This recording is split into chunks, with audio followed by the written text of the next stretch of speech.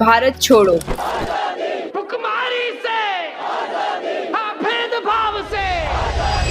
Quit India movement यानी भारत छोड़ो आंदोलन, जिसका आगाज हुआ 8 अगस्त 1942 को बॉम्बे के ग्वालियर टैंक मैदान में महात्मा गांधी के एक पैगाम के साथ, डू और डाई, यानी या तो आजादी लो या फना हो जाओ। अंग्रेजों की हुकूमत को 200 साल हो चुके थे, वर्ल्ड वॉर 2 चल रही थी और ब्रिटिशर्स ने बिना इंडियंस को पूछे इंडिया को वॉर में डाल दिया।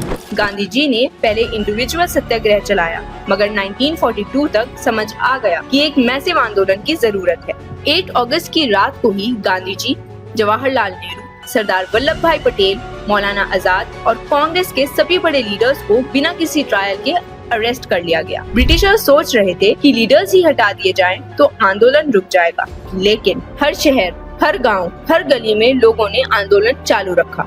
Railway station, post offices, police station पर जनता ने हमले किए, पर मोस्टली नॉन वायलेंट तरीके से। ब्रिटिश एम्पायर का कम्युनिकेशन सिस्टम हिल गया था। इस आंदोलन में गांव के लोग, स्टूडेंट्स, विमेन, मजदूर, टीचर्स, पोएट्स, जर्नलिस्ट सभी ने हिस्सा लिया। ये पहली बार था जब जनता ने बिना किसी सेंट्रल लीडरशिप के खुद से आजादी की लड़ाई शुरू की। जब कांग्रेस के सारे नेता गिरफ्तार हो गए तो सब सोच रहे थे कि रैली होगी भी या नहीं। तब अरुणा आसिफ अली, जो उस वक्त 30 के आसपास की थी, उन्होंने 9 अगस्त 1942 को ग्वालियर टैंक मैदान पर तिरंगा लहराया। उनका ये कदम ब्रिटिश हुकूमत के लिए एक खुला चैलेंज था, इसलिए उनको grand old lady of the independence movement कहा गया। जयप्रकाश नारायण एंड राम मनोहर लोहिया, इन दोनों ने ब्रिटिश सर्विलियंस से बचकर secret printing presses, radio broadcast और गोरेला स्टाइल कम्युनिकेशन से मूवमेंट चलाया। जयप्रकाश नारायण को तो ब्रिटिश ने पकड़ भी लिया, लेकिन वो हजीराबाग जेल से जेल ब्रेक करके भाग गए और फिर भी आंदोलन चलाते रहे। बलिया, चिट्टू पांडे की लीडरशिप में लोगों ने ब्रिटिश ऑफिशियल्स को भगाया और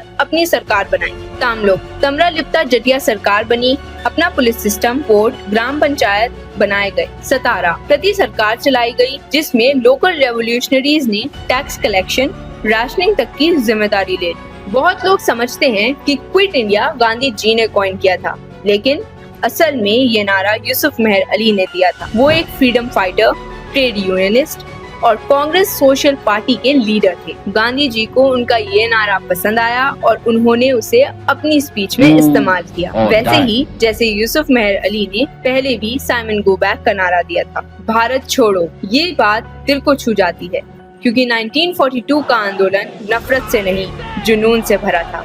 एक आखिरी दफा पूरा मुल्क उठ खड़ा हुआ था, बिना किसी भेदभाव के। ब्रिटिश सरकार ने प्रेस पर सेंसरशिप थोप दी थी, न्यूज़पेपर्स को बैन, जर्नलिस्ट को अरेस्ट और प्रिंटिंग प्रेसेस पर रेड्स आम बात थी। फिर भी कुछ जर्नलिस्ट, प्रोफेसर्स और स्टूडेंट्स ने मिलकर अंडरग्राउंड न्यूज़पेपर निकालने शुरू किए। आजाद हिंद, इनकलाब, क्रांति पत्रिका जैसे नामों से छुपकर अखबार लिखे जाते, साइकिल या पांव से डिस्ट्रीब्यूट किए जाते। संदेश, लेमन जूस, इनविजिबल इंक और पोएटिक कोड वर्ड्स में लिखे जाते। एग्जाम्पल, फूल खिल रहे हैं का मतलब नया आंदोलन शुरू होने वाला है। माउथ टू माउथ ट्रांसमिशन भी कॉमन था, लोगों को याद करा के संदेश आगे बढ़ाया जाता। बंगाल उस वक्त एक सेंसिटिव रीजन था, ब्रिटिश ने वहाँ डिवाइड एंड रूल की नीति ज्यादा एग्रेसिवली चलाई थी, लेकिन रविंद्रनाथ टैगोर ने इस डिवाइड के खिलाफ एक इमोशनल और कल्चरल जवाब दिया, हिंदू मुस्लिम एकता का पैगाम। उन्होंने कहा, एक धागा जो सिर्फ हाथ में नहीं दिलों में बांधना चाहिए। भारत छोड़ो, हर उस जहर भरी सोच के लिए जो हमें बांटना चाहती है। आजादी जिंदाबाद, हर उस उम्मीद, उस जज्बे के लिए जो हमें जोड़ता है। शुक्रिया, जय हिंद। आप देख रहे हैं सहारनपुर पिटारा एक नई नजर।